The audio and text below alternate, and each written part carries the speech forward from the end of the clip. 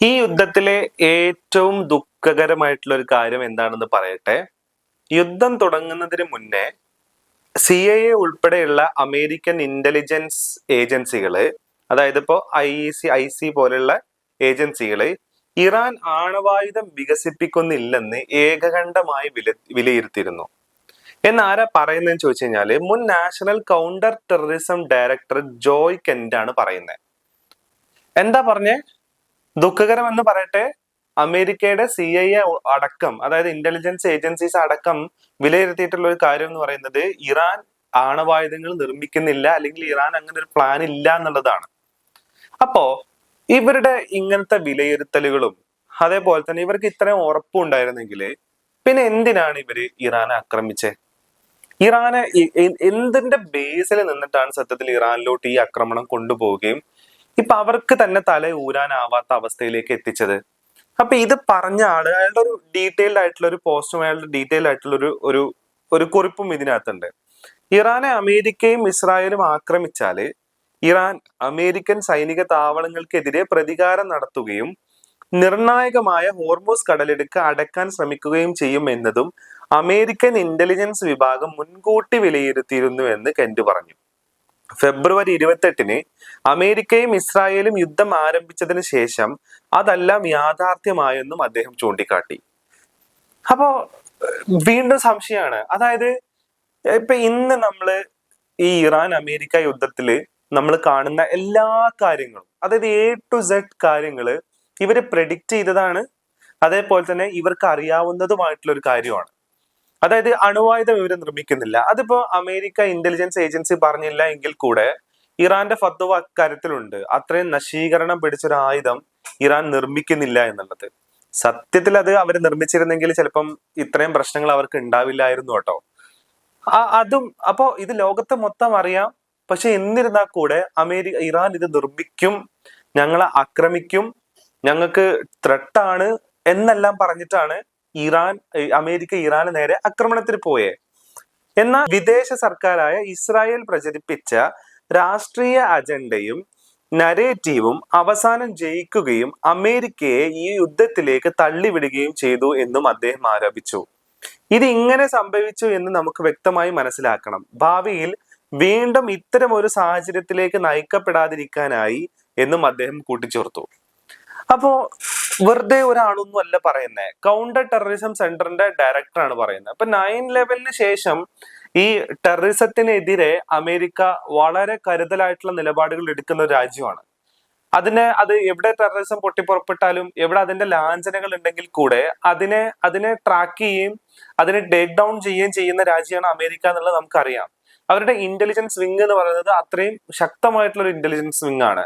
പക്ഷെ intelligence wing ഉണ്ടെങ്കിൽ കൂടെ, ശക്തമായിട്ടുള്ള ഒരു സേന ഉണ്ടെങ്കിൽ കൂടെ, കാര്യങ്ങൾ മുൻകൂട്ടി പ്രെഡിക്റ്റ് ചെയ്യാൻ പറ്റുമെങ്കിൽ കൂടെ, അമേരിക്കൻ എസ്റ്റാബ്ലിഷ്മെന്റിനെ നരേറ്റീവുകൾ കൊണ്ട് ഒരു വാറിൽ കൊടുക്കാൻ പറ്റുമെന്ന് തെളിയിച്ച് അല്ലെങ്കിൽ കാണിച്ചു തന്നിട്ടുള്ള ഒരു യുദ്ധമാണ് യഥാർത്ഥത്തിൽ ഇറാൻ അമേരിക്ക വാർ എന്ന് പറയുന്നത്. ഇത്രയും കാലം ട്രംപിന്റെ മുന്നേ ഉണ്ടായിരുന്ന ജോ ബൈഡൻ ആണെന്നുണ്ടെങ്കിലും ബറാക് ഒബാമ ആണെന്നുണ്ടെങ്കിലും ബുഷ് ആണെന്നുണ്ടെങ്കിലൊക്കെ ഈ പറയുന്ന നരേറ്റീവുകളിൽ എന്താ പറയാ ഭ്രമരിച്ചു പോവുകയോ അല്ലെങ്കിൽ നരേറ്റീവുകളെ ഉൾക്കൊള്ളുകയും നരേറ്റീവുകൾ അതിനനുസരിച്ച് പ്രവർത്തിക്കുകയും ചെയ്തിട്ടുണ്ടായിരുന്ന ആൾക്കാരല്ല. അവരെപ്പോഴും സിസ്റ്റമാറ്റിക് ആയിട്ടുള്ള സയന്റിഫിക് അനാലിസിസിന്റെ ബേസിസിൽ മാത്രം തീരുമാനങ്ങൾ എടുത്തിട്ടുണ്ടായിരുന്ന ആൾക്കാരാണ്. പക്ഷെ ഇസ്രായേലിന്റെ ഇമോഷണൽ സാധനത്തിലും അതേപോലെ തന്നെ ഇസ്രായേലിന്റെ നിലനിൽപ്പിനും വേണ്ടിയിട്ട് തന്നെ നാണം കെട്ട നിലപാടുകൾ അവരും എടുത്തിട്ടുണ്ട് എന്നുള്ളത് സത്യമാണ്. പക്ഷെ എന്നിരുന്നാൽ കൂടെ വേറൊരു സ്ഥലത്തേക്ക് അറ്റാക്കിന് പോവുക, വേറൊരു സ്ഥലത്തേക്ക് യുദ്ധത്തിന് പോകുന്ന സമയത്തൊക്കെ ഈ പറയുന്ന സയന്റിഫിക് അനാലിസിസുകൾ ചെയ്തിട്ടാണ് അവർ പോയിക്കൊണ്ടിരുന്നത്. ഇപ്പോ ഇറാഖിന് അധിനിവേശം നടത്തുന്ന സമയത്തും സിറിയൻ അധിനിവേശം നടത്തുന്ന സമയത്തും അഫ്ഗാനിസ്ഥാൻ ആക്രമിക്കുന്ന സമയത്തെല്ലാം യഥാർത്ഥത്തിൽ അവിടെ എന്തായിരിക്കും സംഭവിക്കുക എന്നുള്ളതിനെ കുറിച്ച് അവർക്ക് ഒരു ധാരണ ഉണ്ടായിരുന്നു. അതേപോലെ തന്നെ അവിടുന്ന് എങ്ങനെ ഊരിപ്പോരണമെന്നും അവർക്ക് അറിയാമായിരുന്നു. പക്ഷെ അതിൽ പാളിച്ചകൾ സംഭവിച്ചിട്ടുണ്ട്. പക്ഷെ അതിനേക്കാൾ ഉപരി യഥാർത്ഥത്തില് 10-40 വർഷങ്ങളായിട്ട് നിലനിൽക്കുന്ന ഈ റൈവൽറി അവിടെ ഉള്ളത് കൊണ്ട് തന്നെ ഇറാൻ ഏതൊക്കെ വിധത്തിൽ അതിനെ റിട്ടാലിയേറ്റ് ചെയ്യും, ഇറാൻ ഏതൊക്കെ വിധത്തിൽ അതിനെ പ്രതിരോധിക്കും, എന്തൊക്കെ ആയിരിക്കും ഇറാൻ അതിൽ ചെയ്യാൻ പോവാന്നുള്ള കാര്യത്തില് വ്യക്തമായ ധാരണയും വ്യക്തമായ അനാലിസിസും ഉണ്ടായിരുന്നിട്ട് കൂടെ നെതന്യാഹുവിന്റെ വാക്കും നെതന്യാഹുവിന്റെ അജണ്ടയും നെതന്യാഹുവിന്റെ നരേറ്റീവും വിശ്വസിച്ചിട്ടാണ് ഒരു മണ്ടൻ, അല്ലെങ്കിൽ അങ്ങനെ തന്നെ പറയാം, ഈ ഇത്ര ഇന്റലിജൻസ് റിപ്പോർട്ട് ഉണ്ടായിട്ടും ആ വാറിന് ഇറങ്ങി പുറപ്പെട്ട ആളെ മണ്ടൻ അല്ലാണ്ട് വേറെ എന്ത് വിളിക്കണം, ബുദ്ധിയില്ലായ്മ, ബുദ്ധിശൂന്യത എന്നൊക്കെ അല്ലാതെ വേറെ എന്ത് വിളിക്കണം എന്ന് മനസ്സിലാവുന്നില്ല. അങ്ങനെയാണ് ഈ വാറിലോട്ട് ഇറങ്ങി പുറപ്പെട്ടെ. അപ്പൊ ഈ വാർ നടന്നുകൊണ്ടിരിക്കുന്ന സമയത്ത് ഏകദേശം 10-20 വർഷങ്ങൾക്ക് മുന്നേ അന്നത്തെ ഇന്റലിജൻസ് മേധാവി പറഞ്ഞിട്ടുള്ള ഒരു കാര്യം ഉണ്ടായിരുന്നു. അതായത് ഇറാനെതിരെ ഒരു ഡയറക്റ്റ് അറ്റാക്ക് നടത്തുകയാണെന്നുണ്ടെങ്കിൽ ഇറാൻ എങ്ങനെ ആയിരിക്കും അതിനെ റിട്ടാലിയേറ്റ് ചെയ്യുക എന്നുള്ളത് 10-20 വർഷങ്ങൾക്ക് മുന്നേ തന്നെ ഇവർക്ക് അറിയാവുന്ന കാര്യമാണ്. അത്രയും ഡീറ്റെയിൽസും അത്രയും കാര്യങ്ങളും ഇവർക്ക് അറിയാവുന്നതുകൊണ്ട് അറിയാമെന്നിരുന്നിട്ട് കൂടെ എങ്ങനെ ഇവർ ഇതിലേക്ക് എത്തപ്പെട്ടു?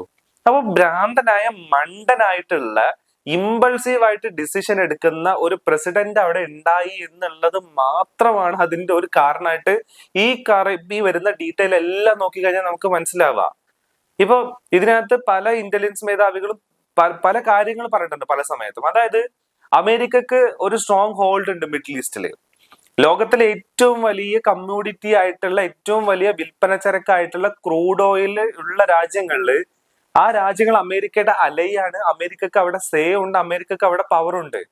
ഈ യുദ്ധം നടത്തുകയാണെന്നുണ്ടെങ്കിൽ ആ പവർ നമ്മുടെ കയ്യിൽ നിന്ന് വിട്ടു പോവും, അല്ലെങ്കിൽ ആ ബേസുകൾക്ക് നേരെ അറ്റാക്ക് വരും. ആ ബേസുകൾക്ക് നേരെ അറ്റാക്ക് വരുന്ന സമയത്ത് ഒബ്വിയസ്ലി ആ ബേസുകൾ നിലനിൽക്കുന്നത് വേറൊരു രാജ്യത്തായതുകൊണ്ട് അത് ആ രാജ്യത്തിന് നേരെയുള്ള അറ്റാക്ക് ആയിട്ട് വ്യാഖ്യാനിക്കപ്പെടും. കാരണം മിസൈലുകളാണെന്നുണ്ടെങ്കിൽ, ഡ്രോണുകളാണെന്നുണ്ടെങ്കിൽ പറക്കുക ആ രാജ്യത്തിന്റെ വ്യോമാതിർത്തിയിലൂടെയാണ്. അപ്പൊ ഇതെല്ലാം അറിയാതിരുന്നിട്ട് കൂടെയാണ് ഒരു മണ്ടൻ ഇമ്പൾസീവ് ആയിട്ടുള്ള എന്താ പറയാ തീരുമാനത്തിന്റെ പുറത്ത് യുദ്ധത്തിന് പോയെന്നുള്ളതാണ്. അപ്പൊ ഇതിന് മുന്നേ കുറച്ച് റിപ്പോർട്ട് വന്നിട്ടുണ്ടായിരുന്നു. അതായത് ജോ ബൈഡന്റെ കാലത്തും ബരാക് ഒബാമയുടെ കാലത്തും ജോർജ് ബുഷിന്റെ കാലത്തും ഇറാനെ ഇതേപോലെ തകർക്കുക, ഇറാനെ ഇല്ലാണ്ടാക്കണം, ഇറാനെതിരെയുള്ള മിലിറ്ററി ആക്ഷൻ വേണമെന്നും പറഞ്ഞിട്ട് ബെഞ്ചമിൻ നെതന്യാഹു അമേരിക്കയെ സമീപിച്ചിട്ടുണ്ടായിരുന്നു എന്നുള്ളത്. പക്ഷേ അന്ന് ഇതിന്റെ ഇംപ്ലിക്കേഷൻസും ഇതിന്റെ കോംപ്ലിക്കേഷൻസും അറിയാവുന്ന അവര് അതിനെ സപ്പോർട്ട് ചെയ്തിട്ടുണ്ടായിരുന്നില്ല. അതിനെ ഒരു തരത്തിലും എന്താ പറയാ അതിനെ സപ്പോർട്ട് ചെയ്തില്ല എന്നാ പറയുന്നേ. പക്ഷെ എന്തുകൊണ്ട് ട്രംപ് അതിനെ സപ്പോർട്ട് ചെയ്തു? അപ്പോഴാണ് ഈ എപ്സ്റ്റീൻ ഫയലിന്റെ കേസിൽ പല തരത്തിലുള്ള തിയറീസ് ഉണ്ട്. അതിൽ വരുന്ന ഒരു തിയറി എന്ന് പറയുന്നത് എപ്സ്റ്റീൻ ബേസിക്കലി ഇസ്രായേലിന്റെ മൊസാദിന്റെ ഏജന്റാന്ന് പറയുന്നത്.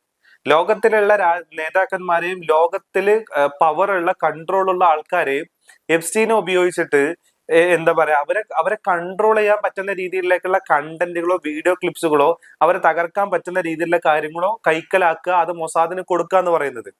ഇനി അത്തരത്തിലുള്ള ഏതെങ്കിലും വീഡിയോയും അത്തരത്തിലുള്ള ഏതെങ്കിലും ക്ലിപ്പുകളും വെച്ചിട്ട് ട്രംപിനെ ഭീഷണിപ്പെടുത്തുന്നുണ്ടോ എന്ന് ചോദിച്ചു കഴിഞ്ഞാല് അങ്ങനെ ഒരു നരേറ്റീവ് വരുമ്പോ അതിനെ ഒരു തരത്തിൽ നമുക്ക് തള്ളിക്കളയാൻ പറ്റാത്ത രീതിയിലുള്ള സാഹചര്യമാണെന്നുള്ളതാണ്. അല്ലാതെ ഇത്രയും ഇന്റലിജൻസ് റിപ്പോർട്ടുകൾ അവിടെ നിലനിന്നിട്ടും എങ്ങനെയാണ് അമേരിക്ക ഇങ്ങനെ ഒരു തീരുമാനത്തിലേക്ക് പോകുന്നത്? മാത്രമല്ല JD വാൻസിന് ഒരിക്കലും ഒരു തരത്തിലും ഇതിന് താല്പര്യം ഉണ്ടായിരുന്നില്ല എന്നും പറയുന്നുണ്ട്. വൈസ് പ്രസിഡന്റ് ആണ്. അപ്പോ അവിടെ അങ്ങനെ ഒരു എതിരഭിപ്രായങ്ങൾ നിലനിൽക്കുന്ന സമയത്തും എങ്ങനെ അറ്റാക്കിലോട്ട് പോകും? അപ്പൊ നമ്മൾ എഗെയിൻ മണ്ടനാണെന്ന് വിളിക്കുന്ന ഒരാളെ ഈ തരത്തിൽ ട്രാപ്പ് ചെയ്തതാണെങ്കിലോ? ഇതെല്ലാം പോസിബിലിറ്റീസ് ആണ്. ഇപ്പോഴും അതൊന്നും ഊരാൻ പറ്റുന്നില്ല, ഇപ്പോഴും അത് നിർത്തി പോരാനും പറ്റുന്നില്ല. മാത്രമല്ല ഇസ്രായേലിന്റെ കണ്ടിന്യൂസ് ഫോഴ്സ് ഇറാനെതിരെയുള്ള അറ്റാക്ക് നിലനിർത്തണം, അല്ലെങ്കിൽ അത് മുന്നോട്ട് കൊണ്ടുപോകണം എന്നുള്ള രീതിയിലേക്ക് വരുന്നുണ്ട്. ഇപ്പൊ അമേരിക്കയുടെ 34% വാർഹെഡുകൾ തീർന്നു എന്ന് പറയുമ്പോഴും ഇസ്രായേലി ഫോഴ്സ് ഇറാനെ അറ്റാക്ക് ചെയ്യാൻ റെഡിയാണ്, പൂർണ്ണ സജ്ജമാണ് എന്നുള്ളതാണ് ഇസ്രായേലിന് വരുന്ന റിപ്പോർട്ടുകൾ. അതെങ്ങനെ സംഭവിക്കുന്നു? അപ്പൊ അവര് സ്വന്തമായിട്ട് ഈ അറ്റാക്കിനെ പിന്നീട് എടുത്ത് പോവോ? അറിയത്തില്ല. നെതന്യാഹു ജയിലിൽ പോവാണ്ടിരിക്കാൻ വേണ്ടിയിട്ട് എന്ത് പണി വേണമെങ്കിൽ ചെയ്യും എന്നുള്ളതാണ്. അപ്പോ ഇറാനുമായി യുദ്ധത്തിലേക്ക് പോകുന്നതിനെതിരായ അഭിപ്രായ വ്യത്യാസത്തെ തുടർന്ന് ജോ കെന്റ് മാർച്ച് 17 തന്റെ പദവിയിൽ നിന്ന് രാജിവെച്ചിരുന്നു. ചില ഇസ്രായേൽ ഉദ്യോഗസ്ഥരും അമേരിക്കൻ മാധ്യമ പ്രവർത്തകരും ട്രംപ് ഭരണകൂടത്തെ തെറ്റിദ്ധരിപ്പിച്ചു എന്ന് അദ്ദേഹം വിമർശിച്ചു.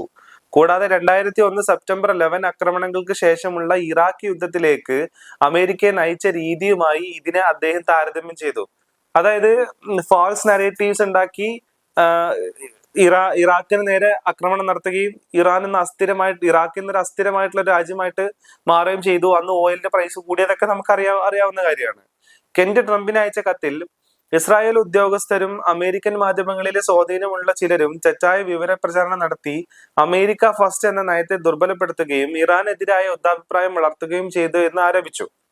ഇറാൻ അമേരിക്കക്ക് അടിയന്തര ഭീഷണിയാണെന്നും ഇപ്പോൾ ആക്രമിച്ചാൽ വേഗത്തിലുള്ള വിജയം നേടാമെന്നുമുള്ള ധാരണ നിങ്ങളെ സൃഷ്ടിക്കാൻ ഈ പ്രചരണ വലയത്തെ ഉപയോഗിച്ചു. ഇതൊരു കള്ളമായിരുന്നു. ഇറാഖ് യുദ്ധത്തിലേക്ക് അമേരിക്കയെ വലിച്ചിഴക്കാൻ ഇസ്രായേൽ ഉപയോഗിച്ച അതേ രീതി തന്നെയാണ്. അത് ഇത്രയും കാലം അധികം പറഞ്ഞു കേട്ടിട്ടില്ലാത്തൊരു സാധനമാണ് കേട്ടോ. ഇറാഖ് യുദ്ധത്തിലേക്ക് അമേരിക്കയെ യഥാർത്ഥത്തിൽ ഇസ്രായേൽ വലിച്ചിഴക്കുകയായിരുന്നു എന്നുള്ളൊരു കാര്യം. എന്നാൽ വൈറ്റ് ഹൗസ് വക്താവ് ഡേവിഡ് ഇംഗിൽ കെന്റിന്റെ ആരോപണങ്ങൾ തള്ളി. കെന്റിന്റെ രാജിക്കത്തും പുതിയ പ്രസ്താവനകളും അസത്യങ്ങളാൽ നിറഞ്ഞതാണെന്ന് അദ്ദേഹം പറഞ്ഞു. അഫ്കോഴ്സ് നിലനിൽക്കുന്ന സിസ്റ്റത്തിനെതിരായിട്ട് പറയുന്ന സമയത്ത് അതിന് എഗെയിൻസ്റ്റ് ആയിട്ടുള്ള വോയിസുകൾ ഉണ്ടാവും എന്നുള്ളത് ഒബ്വിയസ്ലി നടക്കുന്ന ഒരു കാര്യമാണ്. അതിനെ തള്ളി പറയും. കേരളത്തിലടക്കം നമ്മൾ അത് കണ്ടതാണ്. ഭീകരവാദത്തെ ഏറ്റവും കൂടുതൽ പിന്തുണക്കുന്ന ഒരു രാജ്യം അമേരിക്കക്ക് ഭീഷണിയല്ലെന്ന് പറയുന്നതും ഇസ്രായേൽ ട്രംപിനെ ഓപ്പറേഷൻ എപ്പിക് ഫ്യൂരി ആരംഭിക്കാൻ നിർബന്ധിച്ചു എന്നുള്ള ആരോപണങ്ങളാണ് ഏറ്റവും ഗുരുതരമായ തെറ്റായ അവകാശങ്ങൾ എന്നും അദ്ദേഹം കൂട്ടിച്ചേർത്തു. സേനാ മേധാവിയായ പ്രസിഡന്റ് ഡൊണാൾഡ് ട്രംപ് ശക്തമായ തെളിവുകളുടെ അടിസ്ഥാനത്തിലാണ് നടപടി സ്വീകരിച്ചത്. ഇറാനിയൻ ഭരണകൂടം അമേരിക്കക്കാർക്കെതിരെ ഉടൻ ആക്രമണം നടത്താൻ തയ്യാറെടുക്കുകയായിരുന്നു എന്ന് തെളിവുകൾ സൂചിപ്പിച്ചു എന്നും അദ്ദേഹം പറഞ്ഞു. അതായത് വൈറ്റ് ഹൗസ് വൃത്തങ്ങളാണ് ഈ പറയുന്നത്. ഒന്ന് ആലോചിച്ച് നോക്കി, ഇറാൻ അമേരിക്കക്ക് നേരെ ഒരു ഡയറക്റ്റ് അറ്റാക്ക് നടത്തുമെന്ന് ചോദിച്ചു കഴിഞ്ഞാല് ഒരാളും അങ്ങനെ വിശ്വസിക്കുന്നില്ല. കാരണം അത്രക്ക് കപ്പാസിറ്റി ഒന്നും ഇറാൻ ഇല്ല അമേരിക്കയെ നേരിട്ട് അറ്റാക്ക് ചെയ്യാൻ. അമേരിക്കയുടെ ഏകദേശം ഈ പറയുന്ന 100-200 കിലോമീറ്റർ ദൂരത്ത് മാത്രം സ്ഥിതി ചെയ്യുന്ന, അല്ലെങ്കിൽ മാക്സിമം പോയി കഴിഞ്ഞു കഴിഞ്ഞാൽ 1000 കിലോമീറ്ററിന്റെ അടുത്ത് സ്ഥിതി ചെയ്യുന്ന ഈ പറയുന്ന സൗദിയുടെയും UAE ഒക്കെ പ്രദേശങ്ങളിലേക്ക് അറ്റാക്ക് നടത്താനുള്ള ശേഷിയാണ് യഥാർത്ഥത്തിൽ ഇറാൻ ഉള്ളത്, അല്ലെങ്കിൽ ഇസ്രായേലിലേക്ക് അറ്റാക്ക് നടത്താൻ. അമേരിക്കയിലേക്ക് ഡയറക്റ്റ് ആയിട്ടൊരു അറ്റാക്ക് ഇറാൻ നടത്തുകയാണെന്നുണ്ടെങ്കിൽ ഇറാൻ പിന്നെ ഈ ഭൂലോകത്ത് ഉണ്ടാവും. അത്രയും മാസീവ് ആയിട്ടുള്ള അമേരിക്കൻ അറ്റാക്ക് യഥാർത്ഥത്തിൽ ഇറാന് നേരെ ഉണ്ടാവും എന്നുള്ളത് ഇറാൻ അറിയാം. ഇറാൻ ഇവരെ പോലെ മണ്ടന്മാരോ നരേറ്റീവ് വിശ്വസിച്ച് ആക്രമണത്തിന് പോകുന്ന ആൾക്കാരൊന്നും അല്ല. അതായത് വർഷങ്ങളായിട്ടുള്ള ഉപരോധങ്ങളിൽ തളർന്നു നിൽക്കുന്ന ഇറാന് എങ്ങനെ ഇതിനോടൊക്കെ പ്രതികരിക്കണം എന്നുള്ളതിനെ കുറിച്ച് നല്ല ധാരണയും നല്ല നിശ്ചയവും ഉണ്ട്. ഫെബ്രുവരി 28-ന് അമേരിക്കയും ഇസ്രായേലും ഇറാനെതിരായി ആക്രമണം നടത്തിയതോടെ പശ്ചിമേഷ്യയിലെ സംഘർഷം കുത്തനെ ഉയർന്നു. തുടർന്ന് ഇറാൻ അമേരിക്കൻ സഖ്യകക്ഷികളെയും ഇസ്രായേലിനെയും ലക്ഷ്യമിട്ട് പ്രതികാര നടപടികൾ സ്വീകരിക്കുകയും ഹോർമൂസ് കടലിടുക്ക് അടക്കുകയും ചെയ്തു. പാകിസ്ഥാന്റെ മധ്യസ്ഥതയിൽ ഏപ്രിൽ 8-ന് യുദ്ധവിരാമം ആരംഭിച്ചുവെങ്കിലും ഇസ്ലാമാബാദ് ചർച്ചകൾ അന്തിമ ധാരണയിൽ എത്തിയിട്ടില്ല. അപ്പൊ ഇങ്ങനെയാണ് ഈ റിപ്പോർട്ട് വരുന്നത്. ഇതിപ്പോ റോയിട്ടേഴ്സ് ആണ് ഈ ഒരു റിപ്പോർട്ട് പുറത്തുവിട്ടിരിക്കുന്നത്. ഇപ്പോ ഏറ്റവും കൂടുതൽ ഞാൻ ആശ്രയിക്കുന്നതും റോയിട്ടേഴ്സിനൊക്കെ തന്നെയാണ് കണ്ടന്റുകൾ എടുക്കാൻ വേണ്ടിയിട്ട്. അപ്പോ ഇങ്ങനെ ഇന്റലിജൻസ് വിവരങ്ങൾ ഇത്ര അധികം ഷാർപ്പായിട്ട് ഇത്രയധികം ഡീറ്റെയിൽ ആയിട്ട് ഉണ്ടായിട്ടുമാണ് യഥാർത്ഥത്തിൽ അമേരിക്ക ഈ അറ്റാക്കിന് പോയേക്കുന്നത്. അപ്പൊ നമ്മൾ അറിയാത്ത എന്നാൽ മുന്നോട്ട് കാണാത്ത രീതിയിലുള്ള പല കാര്യങ്ങളും പല പ്രഷറുകളും പല പല ഫോഴ്സുകളും ട്രംപിന് ഇതിൽ പ്രവർത്തിച്ചിട്ടുണ്ട് എന്നുള്ളത് നമുക്ക് ഇതിന് സിംപ്ലി മനസ്സിലാക്കാൻ പറ്റും. ചിലപ്പോ മാനം പോണ നിവർത്തികേട് കൊണ്ട് ഒരു യുദ്ധത്തിന് ഇറങ്ങി പുറപ്പെട്ടതാവാനും ഈ ഒരു കാര്യത്തില് ഇങ്ങനത്തെ ഡീറ്റെയിലുകൾ വരുമ്പോൾ സാധ്യതയുണ്ടെന്നാണ്.